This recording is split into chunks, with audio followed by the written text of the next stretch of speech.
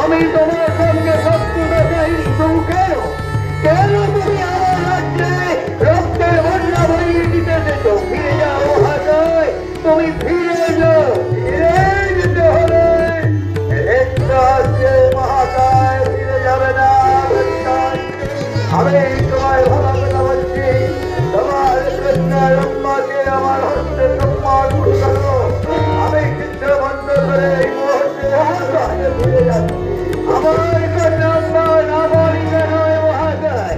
এখন সে সাবালিকা সে যদি তোমাকে স্বামীত্বে বরণ করতে চাইনি বলে নিয়োগ করতে চাই